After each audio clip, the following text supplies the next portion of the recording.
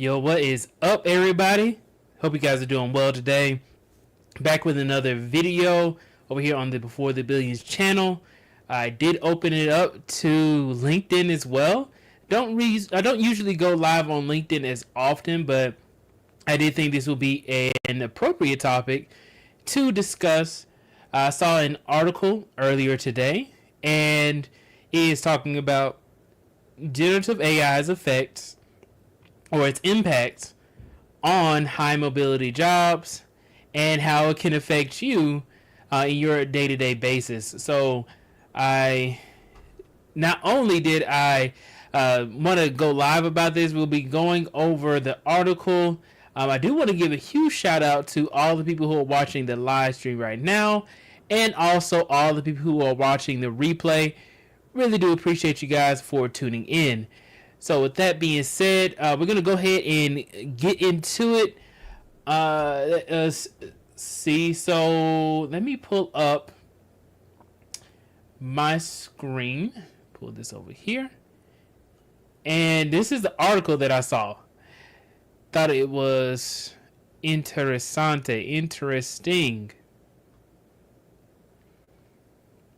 This is an article I saw from Black Millionaires, coming from McKinsey and Company, one of the largest consulting firms out there. It says, according to the top consulting firm McKinsey, approximately 43% of black workers make less than $30,000 a year. $30,000 a year is, and sorry about the sound, it may sound messed up, but yeah, $30,000 a year is a poverty level. That is a very small, minute amount of money to make.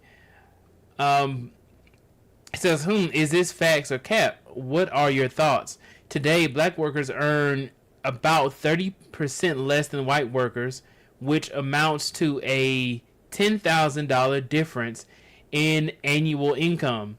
This gap has major effects on things like financial stability, spending power, and the ability to build long-term wealth. Although black workers represent 12.9% of the U.S. workforce, they receive just 9.6% of all wages earned. Now, I don't know about this one, guys. I mean, also, I will say this. I'm going to open it up for people to call in.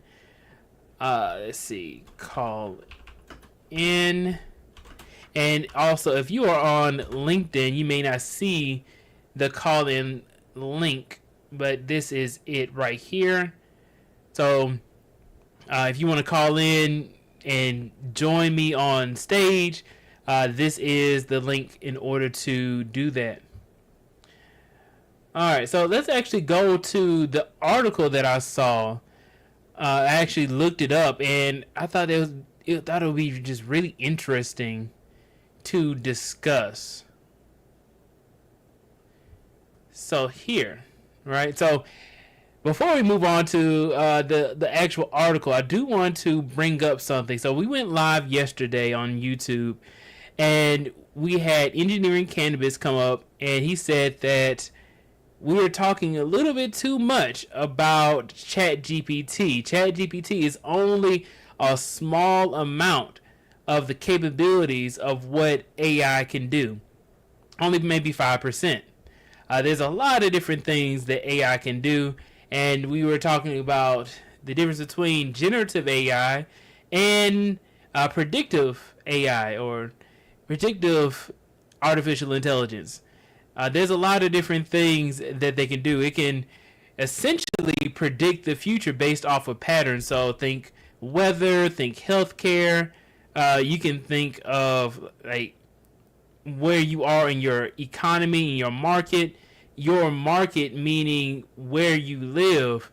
There, AI can look at the specific patterns or factors of where you live currently, and can assess, okay, well, the likelihood of you graduating high school or college, the likelihood of you being obese, the likelihood of you having some sort of illnesses, and or going to jail. Those are a lot of those things AI can actually predict, and it knows a lot of things about you because of the data. If you guys don't know, I'm a data engineer, have over 6 years of experience in the data engineering industry, well, in the tech industry, and essentially what I do is I provide the information, I provide the data to the AI to work, right? To help to build that infrastructure. And just one piece of the people who are behind the scenes building that infrastructure for organizations to be able to do this, to make decisions or to create new assets to drive more income for the organization. So let us see. So this article is from McKinsey, right? So I told you guys it is a very large organization, very large consulting firm, but they also have a blog. And this article came out in 2023. This is just one of the articles that they had. It says McKinsey Institute for Economic Mobility, and this one is titled "The Impact of Generative AI on Black Communities." Right, so we'll kind of go over a little bit of this, and then we'll go into the high mobility jobs. It says generative AI has the potential to widen the racial economic gap in the United States by 43 billion each year. But deployed thoughtfully, it could actually remove barriers to black economic mobility. So, just in that first statement, I don't know how true that is or where they're getting that information from. Right? I don't know what the source is on this, but I do know for a fact that they have some sources probably at the bottom of this article. All right, so I want to go to this point, and I think this is what Black Millionaires was talking about, where it said, according to our analysis of 2022 data, some 24% of all black workers are in occupations with greater than 75% automation potential, compared with just 20% for white workers. So this article is essentially saying that a lot of people's jobs could be automated out.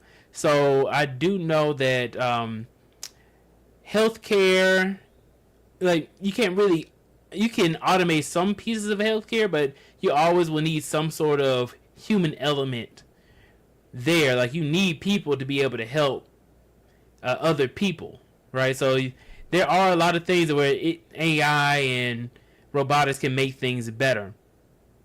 But you do have like industries such as, working in the government, right? Like you're seeing a lot of people getting laid off in the government, and a lot of jobs are being automated, right? Look at all the people who lost their jobs at like the CDC. You see a lot of people who are losing their jobs in education. So those are some areas where they're getting let go, laid off, and a lot of jobs are getting automated.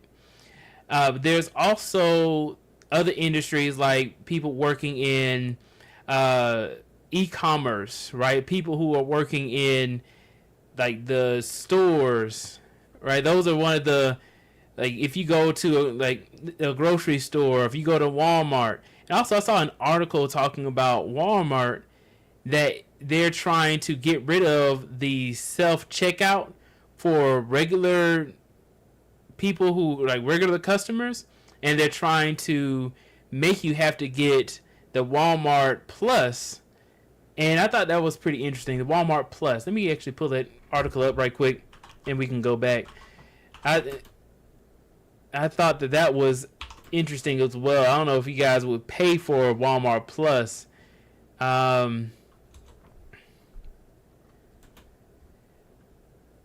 self checkout. All right, so it says I saw this article.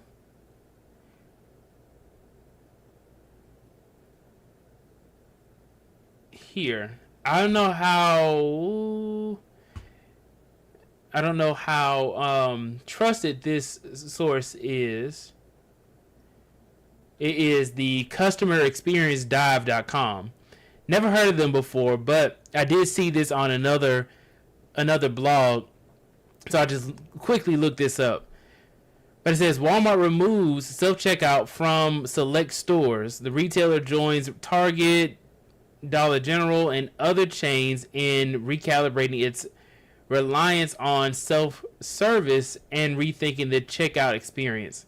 So they were talking about getting rid of some of the self checkout stores, self checkout for certain stores, and then they're going to start opening it up for Walmart Plus. So yeah, I thought that would be pretty interesting. I wonder if you guys will actually pay for like Walmart Plus if that is the case. All right, so let us see. Let's get into this part right here, which is the title of today's stream. So it says Gen AI's impact on high mobility jobs. Like I said earlier, Gen AI or AI can predict. So predictive analytics or predictive AI can look at the patterns and see the likelihood of you being able to have a specific outcome. So they can affect like marketing, like you being able to live in certain areas, being able to afford to live in certain places. And I heard a saying the other day where it says, if you give a man a job, that can change the trajectory of his whole family, right? So that was the saying that I heard. Of course, it goes without saying that yes, having a job or some income can greatly improve someone's ability to be able to earn. So let me see. Before I move on, I do have somebody who came up. Let me go ahead and open up the stage. Hey, how are you? Hey, give me 1 second. How do you pronounce your name? Sargent. Sargent. Pleasure to Yeah, have you up here. How are you doing? I'm doing good. Yeah, man. So tell me, what did you think so far before we get into the impact on high mobility jobs? Uh, I think AI has a lot of problems in, you know, life. It can really start to replicate people's, mortality. It can do anything. Yeah, if you heard of a theory, Mohammed Gabak, he even said it. That now if you go to New York, you're gonna see a lot of robots replacing mices and stuff, and working in all aspects. It's like they'll trade AI for people. It's scary. Yeah, I have seen it. Over here in Georgia, we also have a lot of robots. So they'll take your order. Um, you can't even actually talk to a person. You have to talk to the machine, or you have to go to the kiosk and type in your order as well for like fast food restaurants.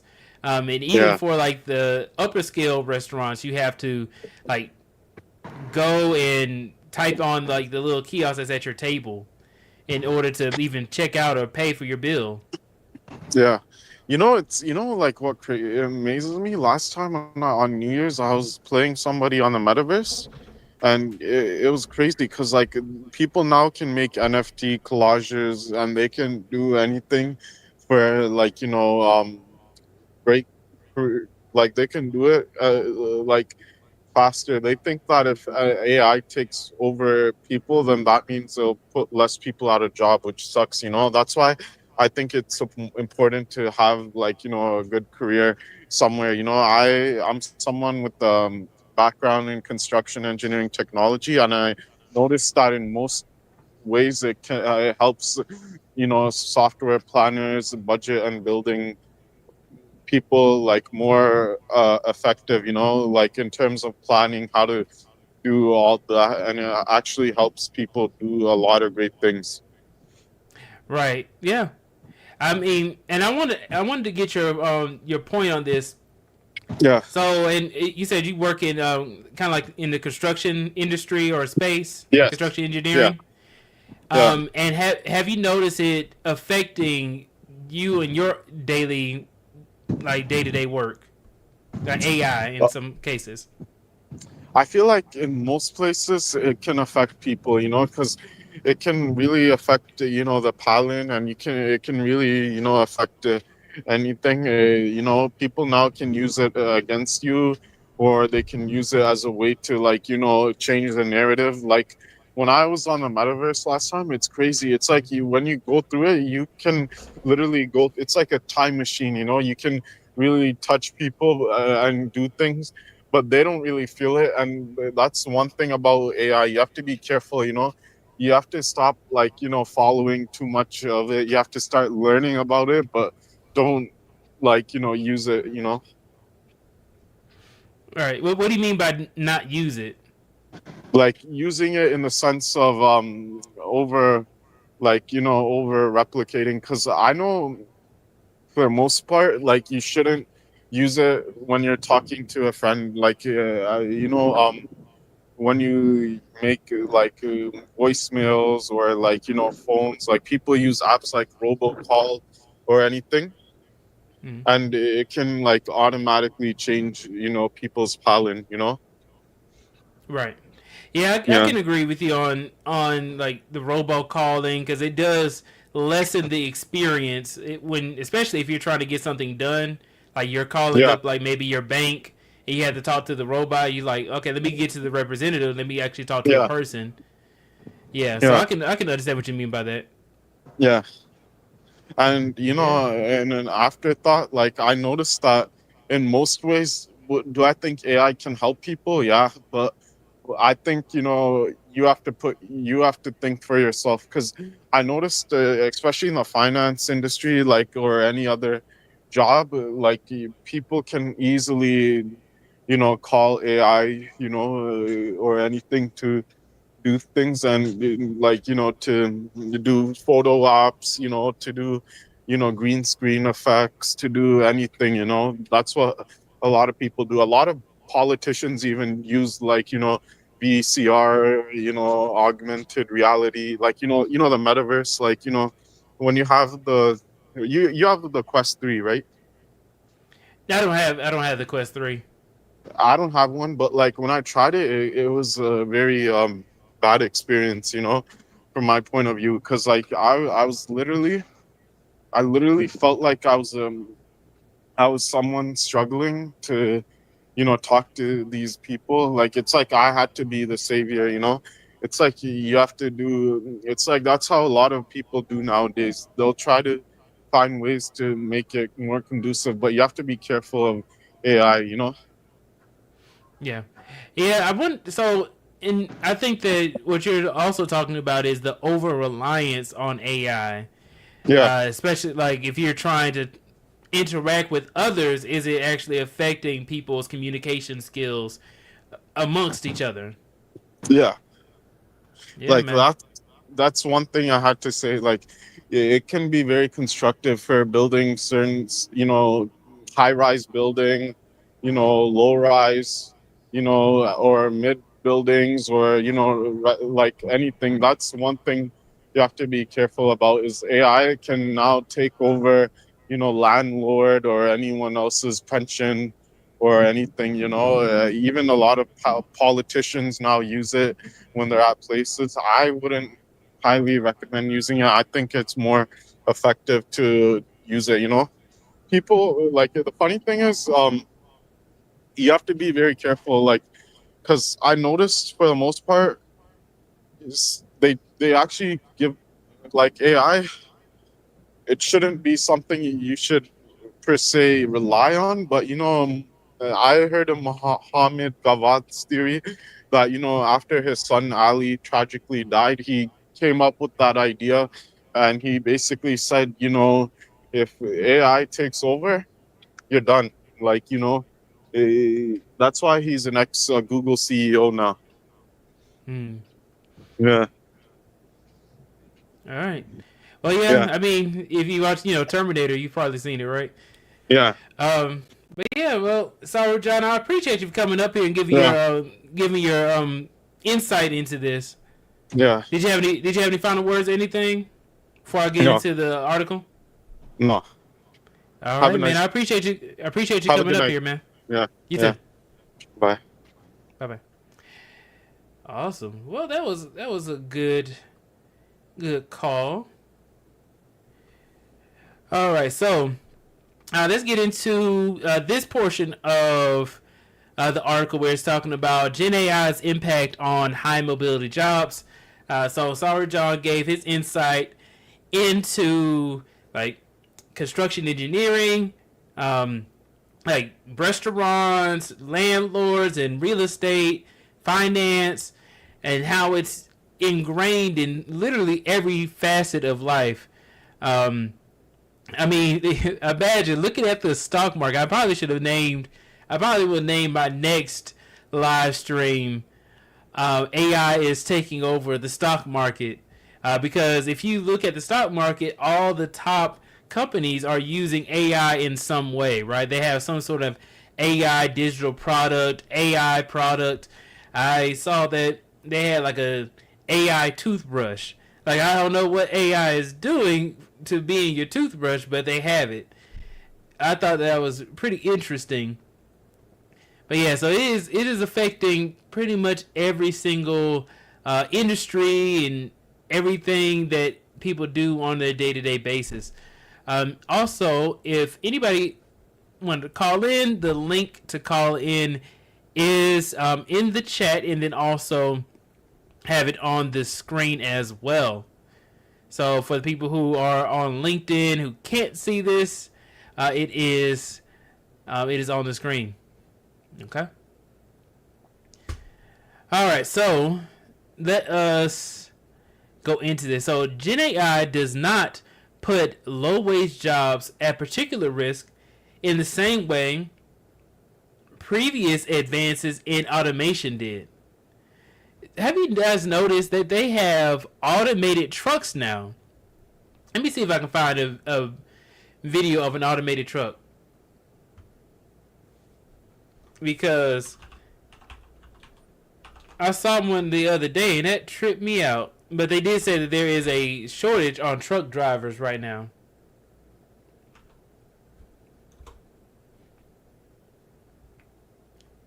So y'all look at this. And now this is not a low wage job, of course. Like trucking is a very it's actually ranked in the one of the most dangerous jobs to have. In addition to that, you make a lot of money. So let's see. Their mark on highways in the Lone Star State. Autonomous trucking firm Aurora announced Thursday it launched commercial service in Texas. Those self-driving trucks are doing regular long-haul routes between Dallas and Houston. The semis have computers and sensors that can see for more than 4 football fields. During the 4 years of practice, Hall's the self-driving technology was able to complete over 1,200 miles without a human in the truck. Aurora is beginning with a single self-driving truck and plans to add more by the end of the year. Driverless semi. So I thought that was interesting to see that they have like self-driving trucks now. So that is interesting. So when we're talking about like the high mobility jobs, trucking, not only can it be a business, but it also can be a job, and it is something that is being automated. And also they're using AI to be able to see ahead and make decisions. Now, one thing I did think that was interesting is they had a video, and actually I might bring that up too. It's not about trucks, but it's about Teslas versus versus the Chinese made self-driving cars.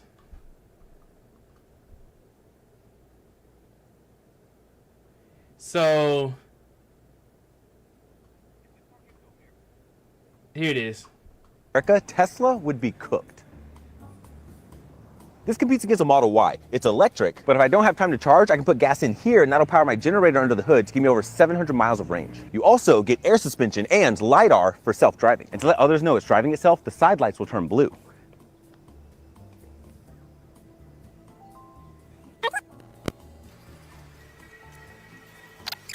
Pretty cool. Inside, you get pillows in your headrest, heated and ventilated seats that also massage you. My passenger screen also works super fast. My driver display works super fast. I get 2 wireless charging pads with a fan to cool off my phone. Storage space in there, more storage space under here. I get a driving display on my steering wheel, and my head-up display shows me my blind spots. You also get a built-in camera to take pictures, and it can even do it just of the rear passengers. If I push this button, that'll turn on my lights for a better quality photo. And because it has built-in AI, I can just point at something and it knows what I'm talking about. 关闭这个. Even if you're 6 feet tall and scoot the seat all the way back, you still have plenty of space in the rear for a car seat. And to make sure you don't wake your kids, it has soft close. If your kids are older, they can enjoy heated and ventilated seats that can recline and massage you. I have a built-in footrest right down here. I have a built-in cooler that can also double to keep food hot. And because kids always lose the remote, I just use my hand. But don't think I forgot about the parents. Tell me this isn't cool. And if you need to fit really long items, you can do that too. It even has a Sentry mode to monitor your car. And did I mention how quiet this is?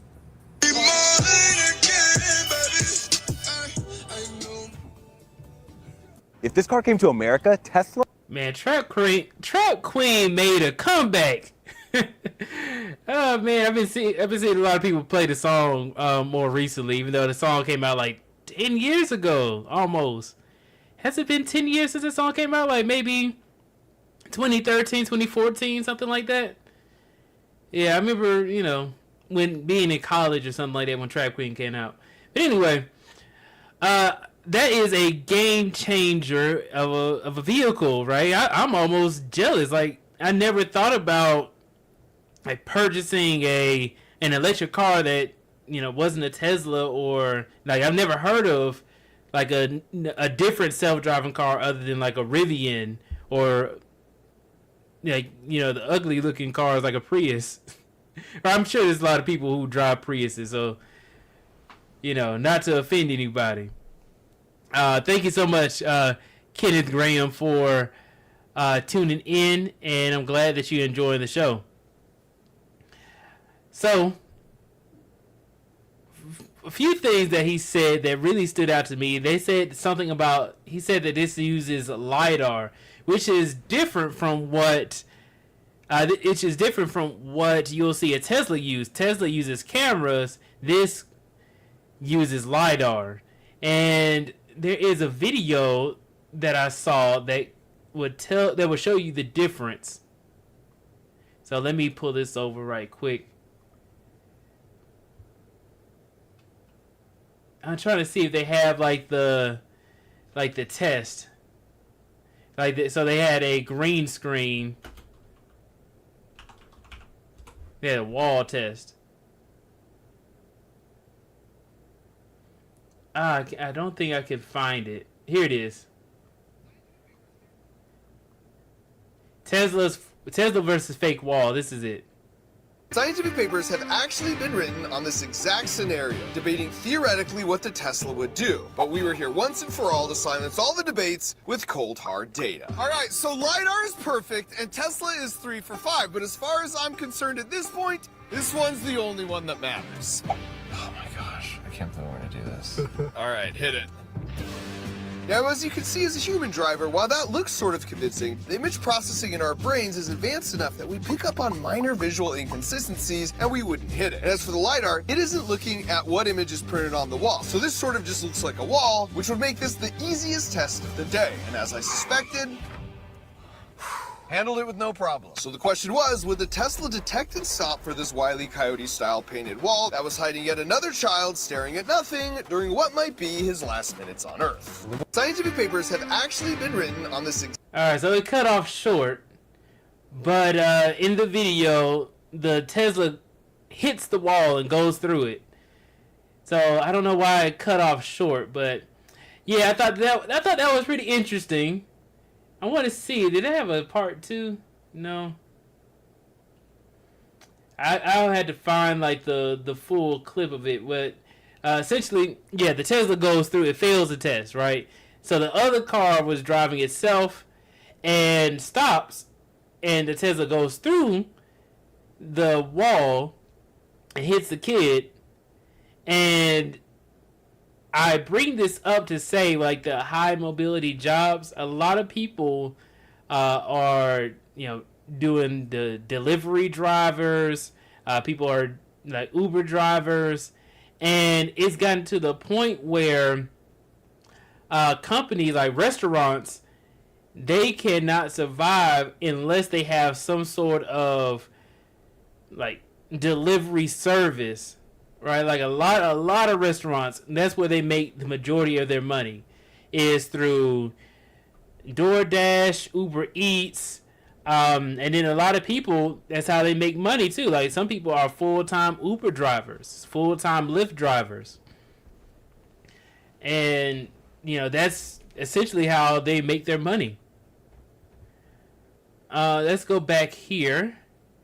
Imagine your job as an Uber driver, delivery driver, is taken by an automated vehicle, right? Or a drone of some sort. All right, so it says it actually has a greater automation. So I read some of this, but I'm going to read it again. So Gen AI does not put low-wage jobs at particular risk in the same way previous advances in automation did. It actually has greater automation potential for higher wage knowledge work. However, Gen AI will likely alter professional pathways that black workers rely on to move from low wage to higher paying roles. All right, so I think I may disagree with this a little bit, because I do believe that if you understand AI or machine learning, it will open up more opportunities for you. So I disagree with that aspect. But if you are having a low wage job and have no ambition of growing and getting a higher wage job or obtaining more skills, you most definitely will be left behind. You do have to be more competitive and ambitious in a world that is really honing in on people's ability to be able to utilize and understand artificial intelligence and machine learning. All right. And shout out to the Hawk TV. What is up? Appreciate you tuning in. So it says, understanding high mobility jobs. Inclusive high mobility jobs are those that provide livable wages and potential for an upward career trajectory. Now, when they say this, a lot of people do not have careers. That a lot of people have jobs. Right? So that is like and what I mean by a job, I mean like this is, you have like that one function and there's no way to progress. Like how it says that career trajectory, like the low wage jobs are just jobs. Higher wage jobs tend to have some sort of upward career trajectory. Like you can make more money having done this particular function, or there's some ability for you to be able to go into some sort of management. So, or subject matter expert. So it says,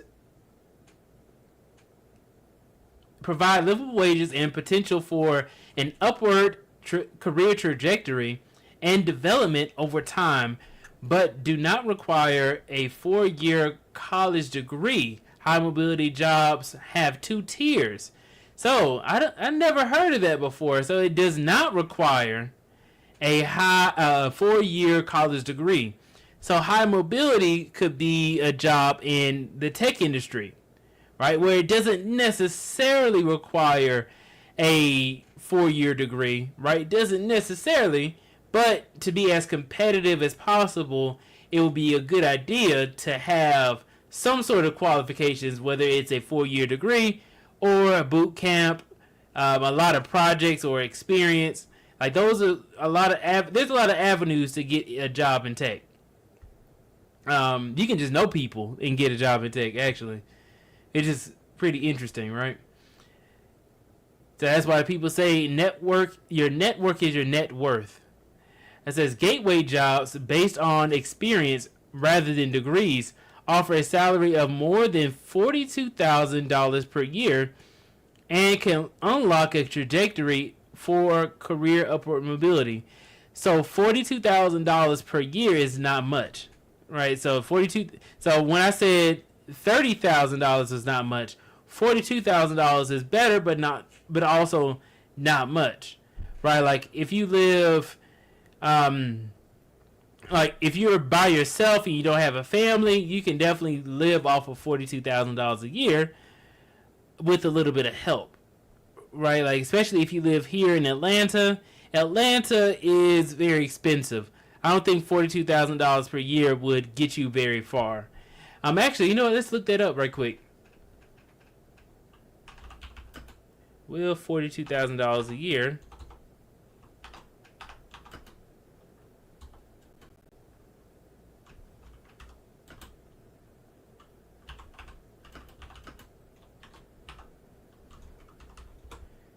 All right, so I asked Gemini this question, and it says, I just looked up, will $42,000 a year be good in Atlanta, Georgia? And it says a $42,000 salary in Atlanta, Georgia would likely be considered a low to moderate income, especially if it's supporting a family. While it might be enough for basic needs, it will be challenging to live comfortably and save for the future. And this is according to a study from Fox 5. All right, so I think there are places where $42,000 is okay, right? Like you're doing okay, but in the United States, right, most places do require you to make a little bit more. All right, so it says Atlanta's cost of living. Atlanta has a higher cost of living than many other parts of Georgia and the U.S., particularly in terms of housing, living wage.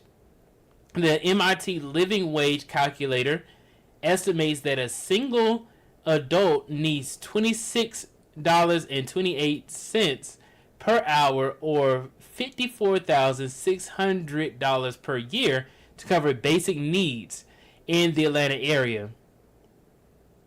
And this is according to MIT, the Living Wage Calculator.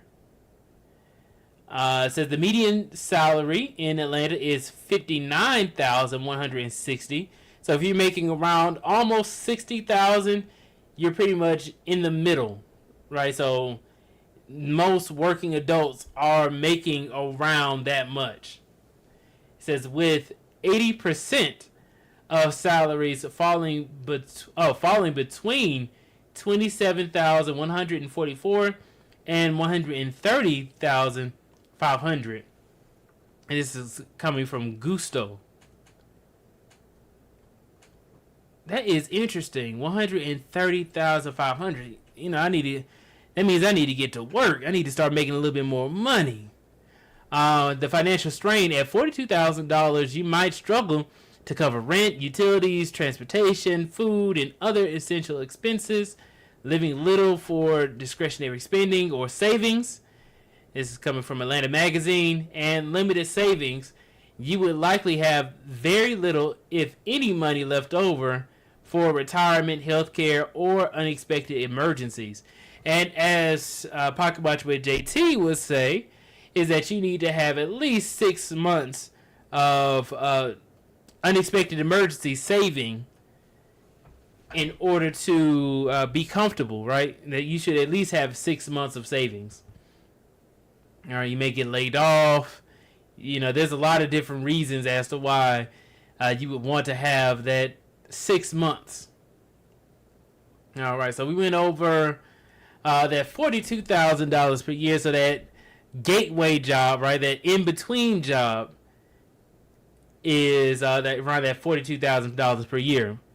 But you have the ability to make more, right? So that's that ambition that you need to have, right? If you are going to be a working professional or an emerging leader, then you need to have some sort of aspirations or some way of aspiring to do better. Target jobs, the next level up for people without degrees, are attractive occupations in risk and income, offering generally higher annual salaries and stable positions.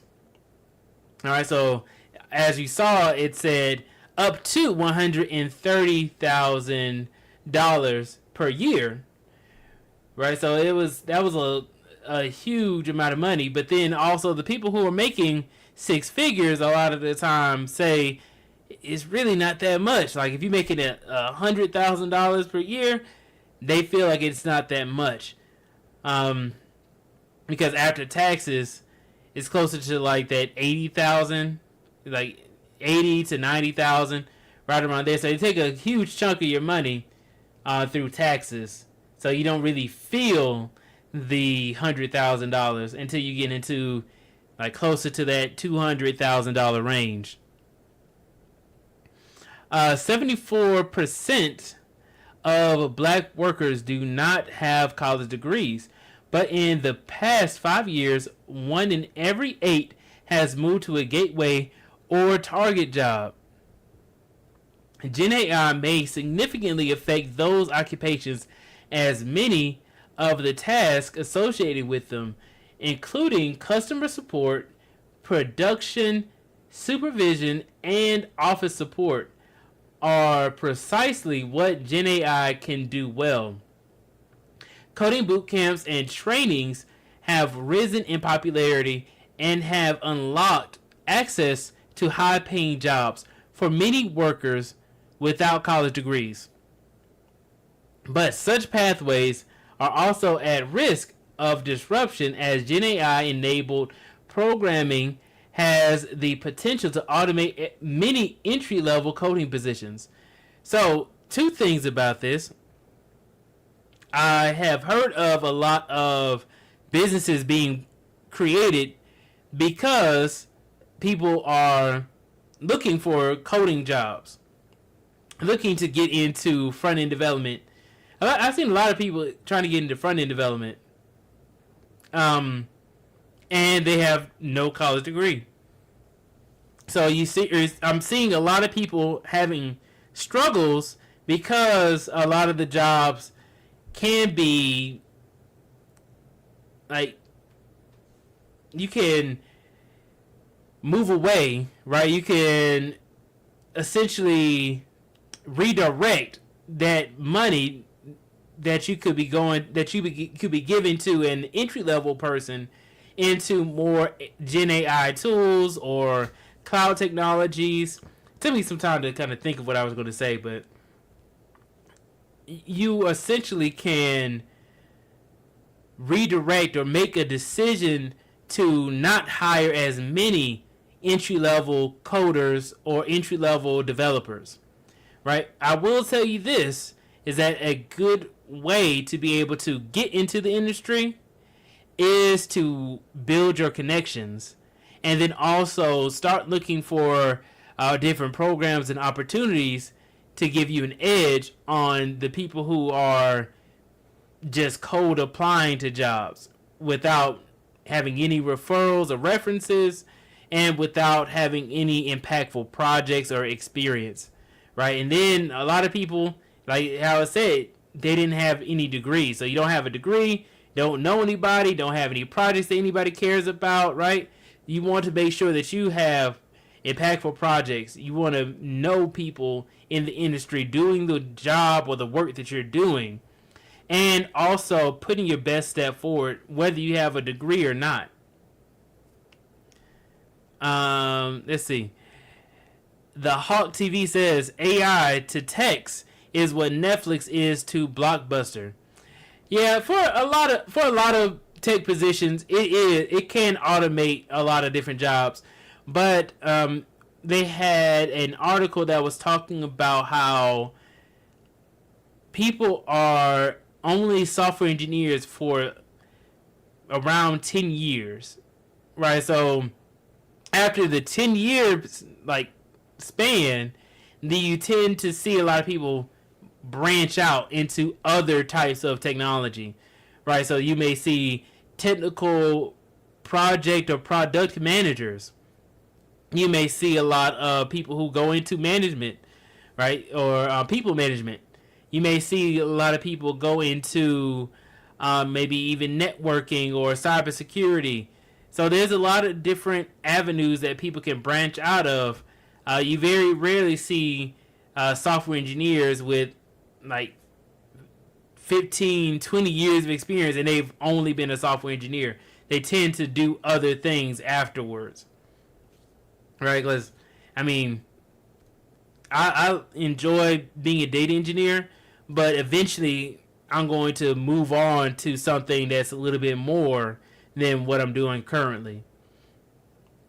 All right, there's a lot of impact that I do, a lot of impact that I have, but it is going to be interesting to see when I get to that point of becoming either a technical product owner or manager, or becoming more of a people manager and going into data engineering management or something along that line, being a people manager. It's going to be interesting to see that transition. All right, so let's finish this last part. So it says, ultimately, between 2030 and 2060, Gen AI may be able to perform about half of the gateway or target jobs that many workers without degrees have pursued, closing a pathway to upward mobility that many black workers have relied on. All right. So I will say this, is that it's not only, I know this article is about the impacts on black communities, but a lot of the things that they're saying is not only exclusive to black people, right? It affects pretty much everybody, right? I just chose to go to this article to more so talk about its effects on high mobility jobs.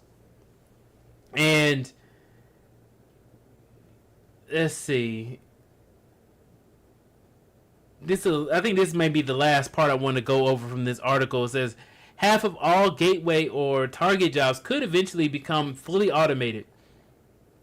Technical automation potential by 2030 for occupations attainable without a 4-year degree. And so this is not a advertisement for going to college per se, but I will say that going to college and getting some sort of STEM related major or degree would be one of the best return on investment that you could receive from the vast majority of other majors or college degrees.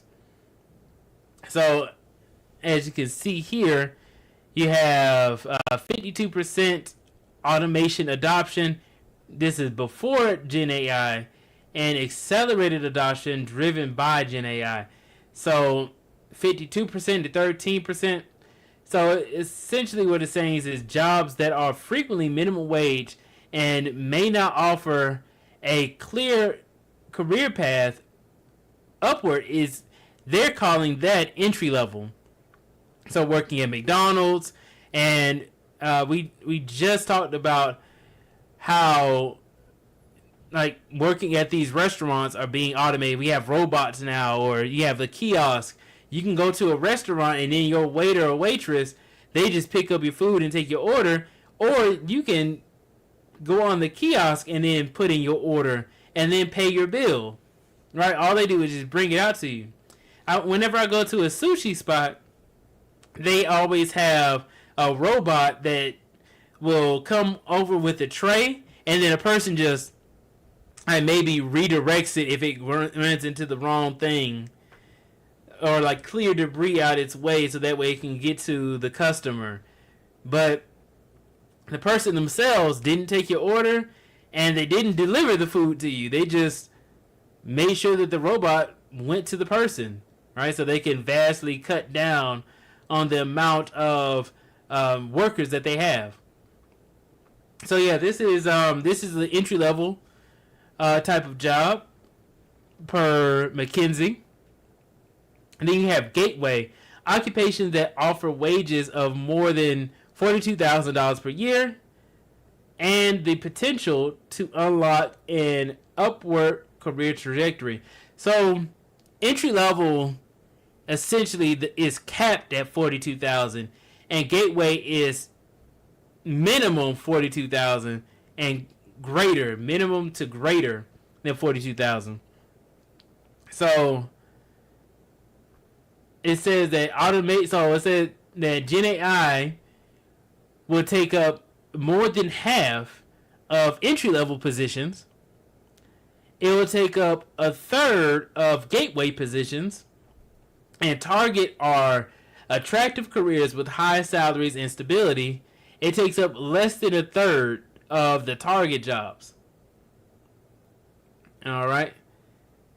And then this is pre Gen AI, and then with Gen AI, it would be closer to 50%, right? Yeah, that is interesting. Yeah, so like it's like 45%.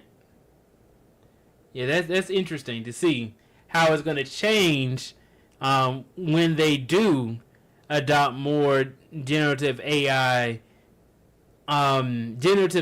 capabilities within certain companies. All right, I'm gonna do this one more time. Let me go ahead and I want to drop the link right quick. If anybody else wants to call in, it'll be real easy. All you do is click on this link that's in the chat, or type it in your browser on your phone, and you can join me up on the stage on this live stream and give your insight or your 2 cents about this topic. But I think it's interesting. We talked about a lot of different things. We talked about finance, real estate, restaurants. We talked about healthcare, trucking, how it's affecting everything. Entry-level jobs, gateway jobs, and target jobs. Right? If you can detect, that's a target job. That's a job that's very attractive. A lot of benefits. There's a lot of benefits outside of just the salary in a technical job. So you get the salary, you get a really good base salary, right? So really good base salary. You're around extremely smart people. I'll give you an example because I remember when I used to work in the warehouse. That's an entry level job. I used to work in the warehouse many years ago, back in like 2017, 2018. And I was making $10 an hour, or $10 and then $11 an hour. And when I tell you, they had no shortage of felons. There's like people were fighting. Like, people were always upset and struggling. You know, you're only making $10 to $11 an hour, and you're working literally all day long. And when you get paid, you probably have $300 or $400 if you did really good. $400 was a really good paycheck. So now when you go into tech, you have really good base salary, you have good health benefits, you have people who are doing well for themselves, who can teach you things. You have a lot of, you're in a really nice area a lot of the time. Like, you know, usually like tech companies or companies with tech positions are going to be in some of the best areas.